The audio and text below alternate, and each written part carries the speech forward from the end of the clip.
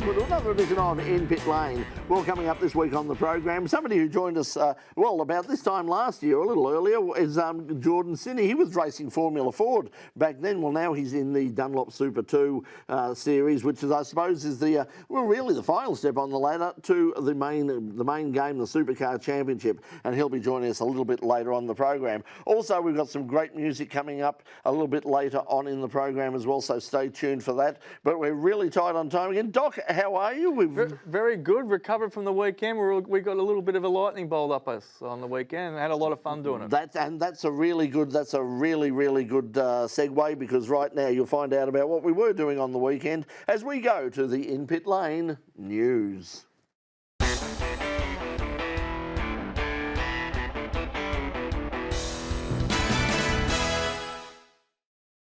Well, as we record this week's program, there's ongoing uncertainty over the future of the Newcastle round of the Supercar Championship. In a statement released Tuesday morning, both Supercars and the Newcastle City Council released statements indicating that the opening race of the season for next year wasn't yet signed. The uncertainty comes following a community survey that found a small majority of residents were actually opposed to the event continuing. However, there have been concerns regarding the veracity of that survey. Also, the New South Wales government have only committed to next year and not the 5 years wanted by Supercars. At this stage, though, local feeling is that the race will go ahead next year, but after that, all bets are off. Last week's guest on In Pit Lane, Matthew Hillier, has wrapped up this year's Australian Formula Ford Series after dominating last weekend at Phillip Island. Matthew won all 3 races and now takes an unassailable 92-point lead into the final round at the Bend. Hillier has now won 12 races out of 18 this year. Zach Lobko currently lies in second place, only 3 points clear of third place, Jake Santalucia. So the fight for the podium steps will continue in South Australia. That race was also a round of the Victorian Formula Ford Championship, and it was a case of perhaps premature celebration for young Joe Fawcett. Fawcett was declared the provisional 23 champion on Sunday after what was thought to be the final state championship round.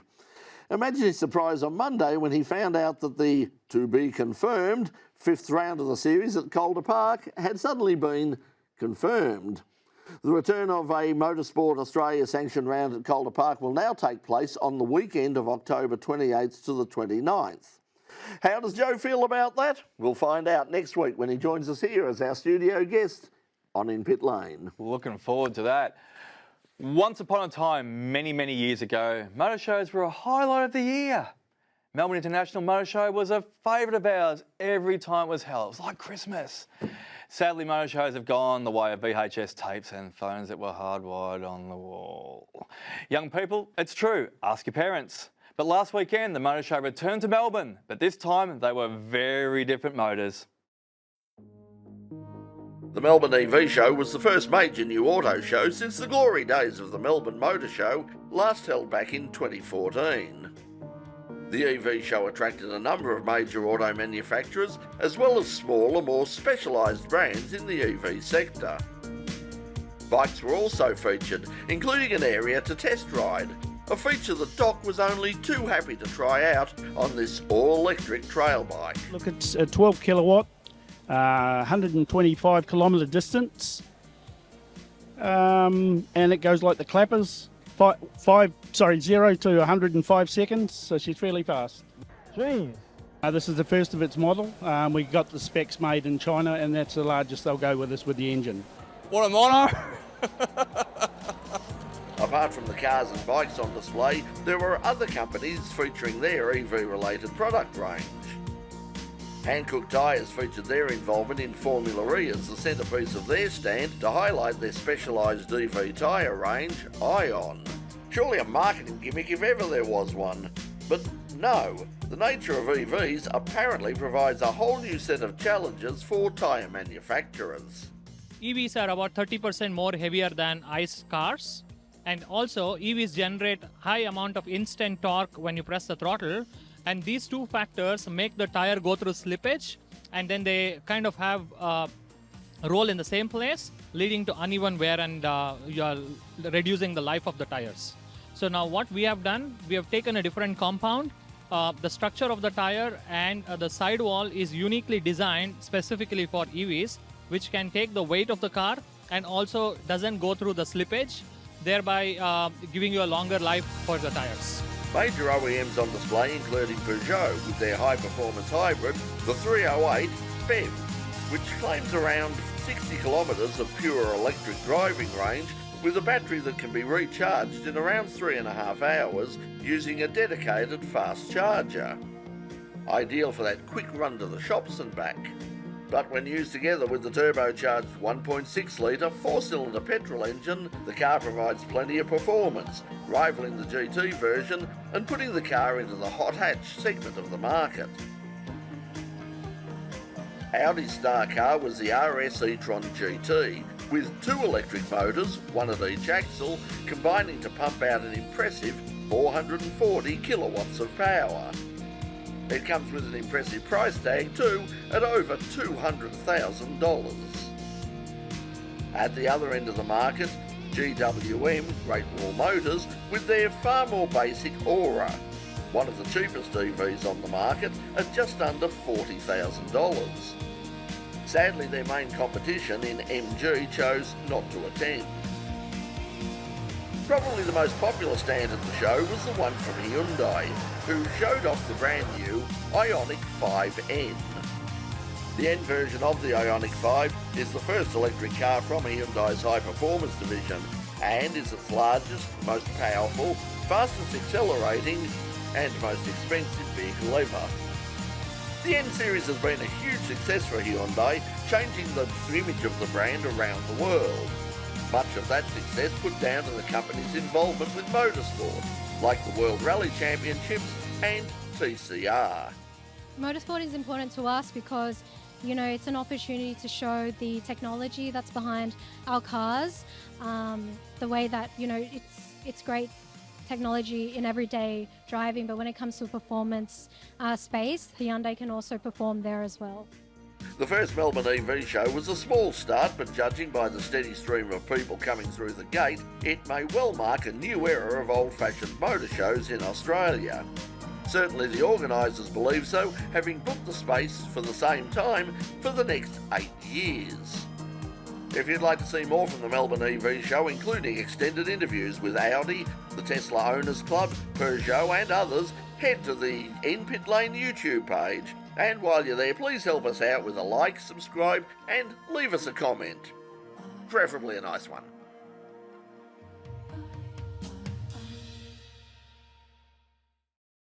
And we'll have more motorsport news, including the international race later on in the show. But when we come back, we're going to be joined by Dunlop Super2 driver Jordyn Sinni. Don't go away, we'll be right back. Get the phone ringing for your business with website development and SEO services from Online Invent. Visit onlineinvent.com.au. Yes, and once again, a huge thank you to Roy and all of the team at Online Invent for their support of In Pit Lane. As we say every week, we really can't do this program unless we get some support from outside. It's not something, a lot of people have got it sort of very mixed up. They think that, you know, we get huge amounts of money poured into us. Yeah, exactly. Oh, yeah, right. You know, from the RMIT or from Channel 31 or from government or something. No, we don't. We get none of that stuff. Any money. Dan Andrews is broke now anyway. Yeah, Dan hasn't given us any money. We've got no money at all. So, the only money we've got is from Online Invent, and we thank them for their support. And remember, if you are putting together an online campaign, if you want to design a new website, if you're looking to design some software for for a mobile app or something like that, contact Roy and the team from Online Invent. Roy's a huge fan of motorsport, and he'll be speaking your language. So, so go to our friends Online Invent. Now tonight we've got some music for you once again tonight before we head off to our guest tonight, Jordyn Sinni. It's bonus time. Yeah, it's bonus time for those of you watching at home on Facebook and those of you watching on the In Pit Lane YouTube channel. Now, John, I've been listening to some of the rehearsals, Brett. This guy's got a bit of a country edge to it, I reckon. Very much a country something edge. I've been looking forward to for this second half of the year. We haven't had much of a country edge, so it's going to be a bit of Glenn Campbell, John some Denver-esque type stuff. It's So that's not putting any pressure on you. Glenn Campbell, and one of the greatest performers that you've ever seen in the world. He can play guitar like those guys, that's for sure. Well, yeah, that's Go Kane. So that's good stuff. Okay, Kane Vincent. You can find out more about Kane from Kane's website, which is kanevincent.com. He's on Facebook at Kane Vincent Music. He's also on Instagram at It's Kane Vincent with underscores there. And right now he's going to play us his first song of the night. This is Kane Vincent and Cool Kids.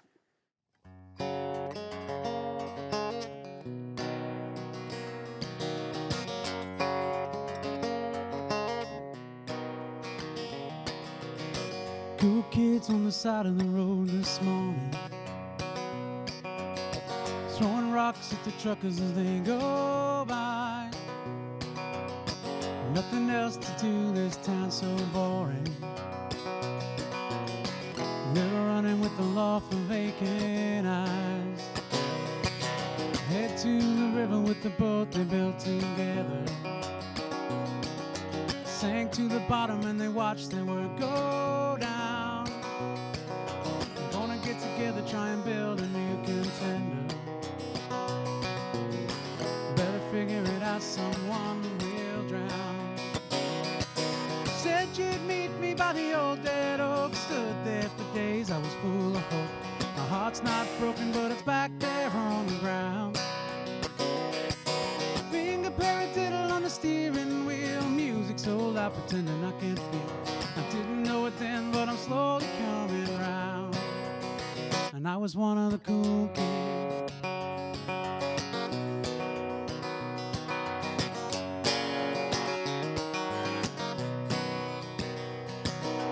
Jimmy, get the booze, there's a party back in my place.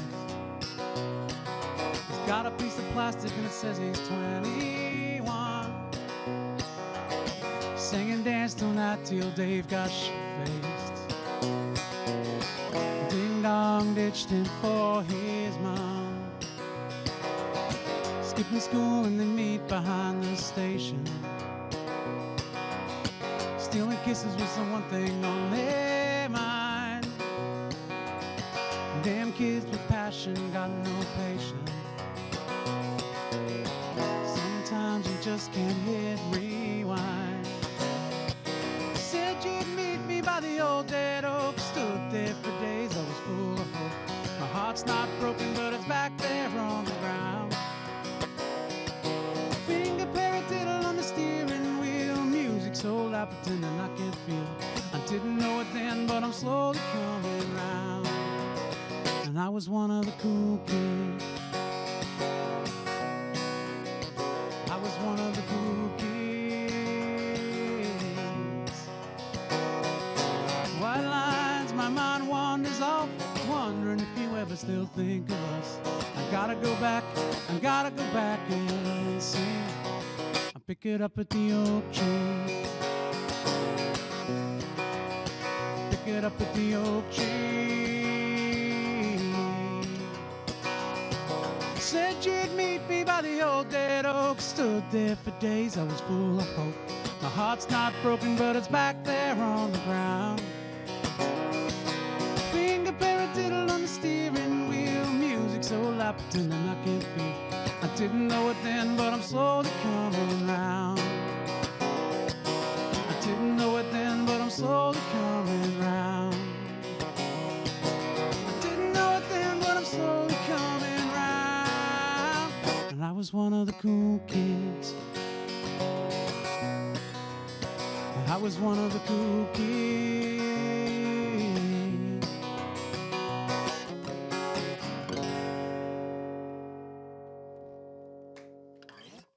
Yes, Kane Vincent there, one of the cool kids. He is going to be a cool kid because we're all kids. And Kane will be joining us a little bit later on in the program to be playing us out on the show. rumours are abound that Kane's going to be absolutely crazily busy the next couple of months. He's doing something like double the amount of shows that are our days. Yeah, so So yes, you've got a few gigs on there playing out. You better just give us around Melbourne. Better give us a snippet, not otherwise we'll. I don't think there's much around Melbourne. Much up along the Murray, Echuca, Bendigo. Ooh. Paddle steaming. Some paddle steaming, no, but there's plenty up there. Yeah. And I think the next time I'm in the Melbourne area will be the Panson Hill pub on the 29th of October. Good on you, Kane. Yep. There you go, 29th of October at the Panterville pub. And but anyway, go to all of the social media there. Good opportunity to go up to the Murray and hang out. The beautiful weather up there along there, the river and that sort of stuff, and have a nice red wine and some great places to drink up there too. Yep. Welcome back to In Pit Lane here on Channel 31 and the In Pit Lane YouTube channel and all sorts of places online. Well, joining us tonight on the program, our guest tonight joined us last year when he was still in Formula Ford, and he's made the transition very quickly up into the second level of touring car racing in Australia. He's in the Dunlop Super2 Series in the Car City Commodore for Eggleston Motorsport. He is Jordyn Sinni. Jordyn, welcome back to In Pit Lane. Thanks for having me, guys. It's a pleasure being here. Now, this has come really quickly, hasn't it? I mean, so let's talk about the relationship with Eggleston, how it all happened. How did it all come together? I mean, we sort of just reached out to him towards the end of last year, finished up Formula Ford and sort of looked into our next move. Reached out to Rachel, pretty much hooked up a test day late December. It all went well and went from there. So then we raced at Newcastle. And then, gone forward to that. Don't run away from that yet. You did a little test earlier in the year as well, though, too, with Erebus. Don't run. So about testing, I think you drove the Mercador, didn't you? Yeah, last year. That was July last year we did that. So that was. What was that like? That was pretty cool. It was pretty much what I guess opened my eyes on racing a supercar. So that was a really good experience. And how can you compare that for, say, the Mercador to the say the ZB you're driving now? I mean, it's pretty similar. Like, it was sort of hard to tell because it was my first supercar I'd ever driven. So it's sort of hard to be like, oh, is it similar? Is it not? But I think looking back at it now, it's pretty much the exact same. It's a radical difference, though, coming out of Formula Ford. I mean, Formula Ford is so precise, so lightweight. They're a dedicated single-seat racing car. I mean, what did you notice, first of all? I mean, when you got behind the wheel of a supercar, what were the things that made you go, the power is obvious, but apart from that, what were the things that made you go, whoa, this is different? Braking, and obviously the gear selector being on the left side. So the Formula Ford, it's obviously on the right. So shifting with my left hand was a bit different. Obviously having another half car on the left. They were the biggest differences that I noticed, yeah. Now, we saw that recently, we mentioned that you've got some support from Car City. I think everybody who grew up in Melbourne knows the ads. Yeah. I mean, how did that deal come together? Because they're a fairly major deal. And I understand from what you said before, this is it's not just a one-off, this is a long-term deal. So my management group sort of always been in contact with Car City, and we sort of reached out to them after Townsville that we'll try and hook up a deal, I guess, from Sandown onwards. We worked with Ruby, the owner of Car City, and Tony, we're able to put something together, and it's a good deal that's going for, I think, 18 months. Can you give us a little bit of insight as well, though, too? I think it's Push Media or something along that you're under the banner of as well, though, too. As a driver, I think you work alongside under the banner with Andrew Homegartner and Davey Reynolds, who's a good friend of ours in the show as well. Yeah. How does it work from a driver's perspective in that? What do they manage and how do they help you, or what do you have to provide for them, and how does all that sort of scenario pan out? John and the guys at Push, they're professionals at what they do, so they know how to reach out to certain brands and get them on board where, like say, for example, myself, it's a bit harder to do that when I'm working full-time and racing. I don't have the time to sort of try and manage. And they have the network myself. and the connections? Yeah, so because they've been doing it for the last 10, 15 years, they've built connections, so it's just easy to reach out to Do they negotiate your pay deals and stuff like that as well too, as well as your sponsorship? They manage pretty much everything. So it's all my car stuff, social media, all outside things. So good stuff. Thank you for the insight. It's pretty cool. So where are we off to now? I mean, you've got you racing at Bathurst? Yeah, so Bathurst is coming up. So we leave on the Tuesday. drive up there, and then we're on track from Thursday. Then yeah, we've got the qualifying and race on Friday and qualifying race on Saturday. Nothing on Sunday, obviously, because the 1000's on. So yeah, looking for a good weekend. And then what's the calendar after that? Where do you guys finish up? Adelaide. We finish at Adelaide, so that's going to be a pretty cool street circuit, I feel like. I've never driven there before, but I've seen plenty of onboard footage and stuff, and it looks pretty wild. And it's certainly got a great atmosphere as well. I mean, we know that from Adelaide. So obviously the next step is supercars. Yeah. Have you spoken to anybody about that, or what are your plans for next year? Is it to stay another year in Super 2 and just sort of settle yourself down there? Yeah, definitely. Before moving on. Definitely another year in Super 2. I think there's still more to develop. Yeah, and just need to I guess build more connections. So that's really our plan, I think, for 2024, yeah. Speaking of development, I had a quick look over the results since you've been driving these, and I see some really great stuff. Yeah. I can see every time other than one race, where you qualified and started from on the grid, you improved at least 2, 3, 4, 5, 6 positions like that. What have you got to nail down to get those qualifying results, get them up closer up the field, because you're just going to bounce to the front every time? I think it's just experience. I think not making a mistake. Maximising the new tyre, because that's a really big thing in Super 2. You sort of got one lap to do it, and if you make a mistake, being how tight the field is, it's a matter of 9th and 15th. So yeah, that's really what I need to work on for the rest of the year and next year, and hopefully once that sort of all comes together, then our racing results will be a bit better. Get those qualifying, you're going to nail those podiums every time. That's Good luck. the plan. Thanks. Good on you, Jordan. Thanks.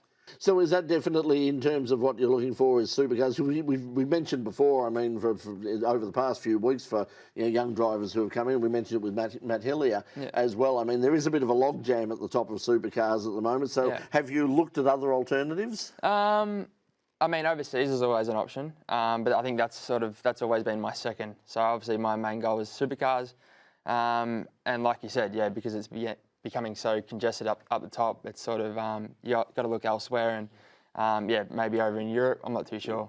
Well, good luck with that. You've come a long way in a very short time. Thanks for coming in tonight. We really appreciate it. But for now, Jordyn Sinni, thanks for joining us in Pit Lane. All right, thanks guys. And we're going to take a break, and when we come back, we're going to catch up with the latest international news. Don't go away. We'll be right back. Okay, well, thank you for that. Thank you for that, Jordan. Were you surprised? I mean, last year, Formula Ford and that jump, you didn't think of sort of doing anything else like Toyota, like Matthew Hillier's doing Toyota as well. Were you confident? Were you always just going to make the big jump and say, no, I'm just going. Have a crack. I'm going to jump over all that crap. I mean, we were lucky with our sponsorship we had on. Currently last year, we were lucky to, I guess, get a good backing and have a good connection behind us and help us. Did it all just fall into place? Did it at the right time? Yeah, I guess so. It's just, I think, right place, right time, really. So it was definitely a big jump from Formula Ford, that's for sure. Have you spoken to any of the top teams? I mean, obviously you've had a bit of a connection with Erebus. Have you spoken to them? I mean, do you get much feedback from the top teams when you're in Super 2? Do people come and say, oh, we're having a bit of a look at you? And I mean, there's always a little bit of talk going around, but like I said, I don't think I'm that developed yet to sort of be on that top chart talk. So are you allowed to pop your head into the team sometimes and have a look around and chat and stuff like that? Yeah, for sure. I think so. Not you don't have to wear the polo shirt just to get you around in all the pits or something like that. But is it a little bit of an open house to a certain extent where they embrace people coming in and just inquiring and having a look at things around the big teams or like Brett said, do they drop in sometimes and say, oh, how you going? Is it good to hear from them? Yeah, I mean, majority of the teams are pretty good, and like especially having John. He's looked after Heimgartner, Reynolds, and so many other drivers that are up there. So he's always good to hang around with, and he introduces me to a lot of people, a lot of teams. So fantastic. Yeah. And that's the thing which a lot of drivers, and I mean, we talk about it with online event in terms of is when you've got that professional person, because it is very hard. I mean, I know, trying to get sponsorship for the show itself, it's much easier, isn't it, when you've got someone out there, sort of, promoting you and pushing you, rather than you sort of ringing up yourself saying, hey, I'm actually really good. Could you please give me sure. It's much better when you've got a professional who knows how to do that and can sell the product, and let's face it, you are a product in this sort of Just a really good business. endorsement. Yeah, I mean, so does that now let you just say, yeah, well, I just need to concentrate on what's happening on the track? Yeah, pretty much. Like he takes a lot of pressure off my shoulders. I don't have to really worry about too much what I'm doing next year because that's his sort of call, I guess. Plus, it's all sort of signed, sealed, and delivered already, isn't it, for next year? Yeah. So to a certain extent, it really does take that one little niche out of your brain that you have to worry about. Yeah, for sure. Yep. Yeah, it must be very comforting to know that you've got the Car City deal for basically next year, and you don't have to worry about am I going to be struggling to find the money. Have you seen the calendar for next year yet, Jordan? No, I haven't. No. Do you know when it's released? Is it later in the year? I'm not too sure. I'm pretty sure this year's one got released late November, early December. So yeah, until they sort out. How many rounds was it this year? 6. So you're looking at probably six rounds. Yeah. 6 at least next year as well, though, too. Yeah, that's the problem at the moment, as we said on the opening story. Until they get the Newcastle thing sorted out, they really can't announce the full calendar. And I know that that's something that Motorsport Australia were really keen to get the calendar out a lot earlier this year because, of course, the dates that Supercars set affects every other category, every other series, all of the state series, the speed series, of course, all of those things. They don't want them conflicting and all that. So until Supercars basically set there's not much that anybody else can do. Everyone else is in a holding pattern. Quick question for you before we go back to the TV show, because we're obviously on Facebook and people can listen. Just a bit of fun, us three guys having a chat. I'm going to put a wish list out for you. Genie in a bottle. If you had a choice between Phillip Island, Sandown or Calder, which would you race? What would be your wish next year? Just a hypothetical. Sandown for sure. Just a hypothetical? I think Sandown. You'd want to do Sandown. Yeah. If you had the choice and everyone else had to obey your rules, you're going to Sandown next year. There you go. There you heard it, everyone. Jordan loves Sandown. Yeah. Okay, Jordan, once again, thank you for joining us. Really, you can stay there if you want to. We've got some news coming up. Or you can take over and you can sit by you. Jordan's brought his girlfriend into Jazz, come over and sit on the desk with you. Come on, come and hang out. No? Well, hang on, I'm getting instructions from the control room regarding Jordan. Jason, can you repeat that? Noah Jeffrey. Who? Who's Noah? Oh, okay. Somebody. Well, I'm hoping they're talking about Jordan. Somebody on Facebook has said, "Who is this sexy man?" I'm assuming they're talking about Jordan. Have you got reception in here, Jazz? How do you get reception here? None of us get reception in here. If you are in fact talking about me, hello, and by the way, please pat your guide dog for me. So his name is Jordyn Sinni, and he's taken because his girlfriend is sitting over there, and she's giving you very nasty looks right now. I'll give you a chair, Jazz, but I've got to do some. Okay, I've got to do some news. Apparently, Chloe says that you know what you're talking about. So there you go. No, that's good. You've got fans out there. I do, yeah, I do. You've got fans out there, mate. Jordan, see down camera one. Down camera one. Just say hi, Mum. Thanks, Mum. Okay, thanks, Jordan. Cool. We appreciate that. We got a show to finish off now, but cool. That's there. So when we're ready, Pete. Welcome back to In Pit Lane. Well, Max Verstappen won the Japanese Grand Prix, moving closer to his third consecutive Formula One championship. The win marks his 13th of the season and also secures the Constructors' title for Red Bull. McLaren's Lando Norris and Australian Oscar Piastri followed in second and third place, respectively. Piastri, who recently extended his contract with McLaren until 2026, expressed satisfaction with the result, taking his first ever F1 podium finish. Sergio Perez had a challenging race, receiving a penalty for hitting Haas driver Kevin Magnussen and subsequently retiring from the race. Verstappen's now extended his championship lead over Perez to 177 points, potentially securing his third consecutive title at the upcoming Qatar Grand Prix. An unusually dominant performance in MotoGP as Marco Bezzecchi comfortably won the inaugural Indian MotoGP in Dancourt. But there was still plenty of close racing behind him, and it's that event that leads off this week's In Pit Lane International Wrap. In a stunning display, Marco Bezzecchi dominated the MotoGP Grand Prix of India, finishing more than 8 seconds ahead of his competitors. While Bosecki ran away with the race, the competition for the remaining podium spots was fierce. Initially, Jorge Martin of the Prima Pramac racing team was challenged by reigning champion Francesco Bagnaia. However, Bagnaia crashed out of the second place, leaving Martin to fend off Fabio Quattararo. Despite a last-minute issue with his leathers, Martin managed to secure second after an intense final lap, reducing Bagnaia's championship lead to a mere 13 points as the championship heads to Japan to start its Asia-Pacific tour. In a thrilling NASCAR playoff race at Texas, William Byron grabbed the lead in the final 6 laps, overtaking Bubba Wallace and Chase Briscoe. The win propels Byron into the final round of 8. Wallace, who had led for a significant portion of the race, expressed his disappointment over his performance during the final restart, saying later that he choked under the pressure. The top 5 finishers were all playoff contenders, with Ross Chastain finishing second, followed by Wallace, Christopher Bell and Denny Hamlin. The race wasn't without its share of drama. An accident involving 6 cars triggered a final restart that gave Byron the opportunity to take the win. The next races in the round of 12 will take place on the Superspeedway at Talladega. Kelvin van der Linde brought an end to a DTM winning drought of nearly 2 years by taking victory in race 1 at the Red Bull Ring. The South African, piloting the ABT Sportsline Audi, crossed the finish line 1.3 seconds ahead of the Team Bernard Porsche of Lauren Heinrich. The win marked van der Linde's first DTM victory since race 1 at Hockenheim in October 2021, ending a period of 721 days without a race win. Rene Rast picked up his first win of the season in a dominant display in race 2. Rast, driving a BMW M4, led home teammate Sheldon van der Linde by 1.263 seconds to claim a 1-2 finish for Schubert Motorsport. Porsche driver Thomas Preening was third to retake the DTM Championship lead. Another win to Melbourne driver James Allen as the Algarve Pro Racing Orica clinched its second European Le Mans win of the season at the Spa-Francorchamps circuit.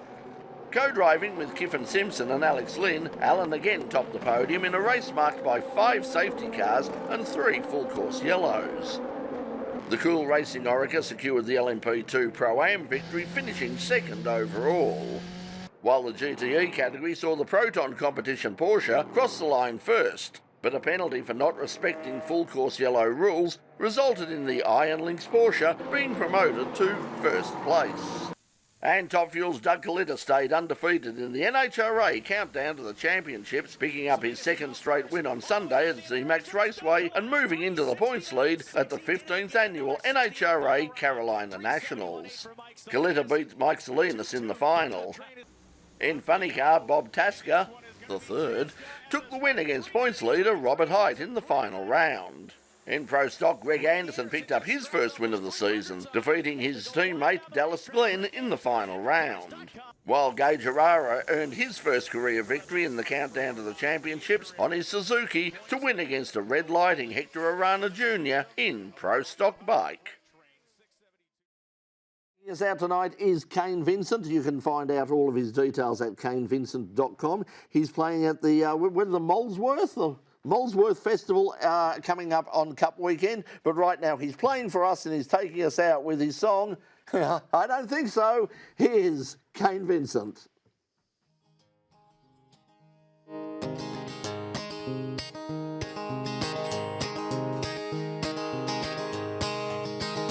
I don't think so.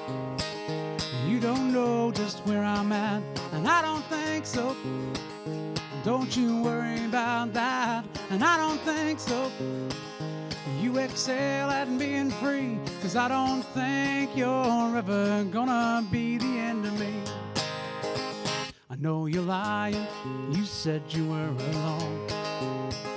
I heard him laughing while we were on the phone. In your bedroom, it seems there's room for 3. What the hell made you think that there's room for me? 'Cause I don't think so. You don't know just where I'm at, and I don't think so. And don't you worry about that, and I don't think so.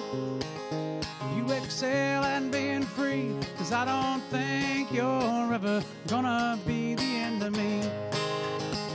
See, I told you you'd land right on your back. so the next dude could jump into the sack. So go on, girl, you live your life like that. What the hell made you think I'd be coming back? 'Cause I don't think so. You don't know just where I'm at, and I don't think so. Don't you worry about that, and I don't think so. You excel at being free, 'cause I don't think you're ever gonna be the end of me. I bet my pesos getting lonely in your flight. Check the mirror, only you that's staring back. I picked my heart up, you smashed it on the floor. Slept smiling knowing you ain't mine. I caught you out, you slept around and messed it up, and I ain't coming back for more. 'Cause I ain't gonna chase that pussy up a tree, 'cause up there you won't find the best of me. I don't think so. You don't know just where I'm at, and I don't think so. And don't you worry about that, and I don't think so. You excel at being free, 'cause I don't think you're ever gonna be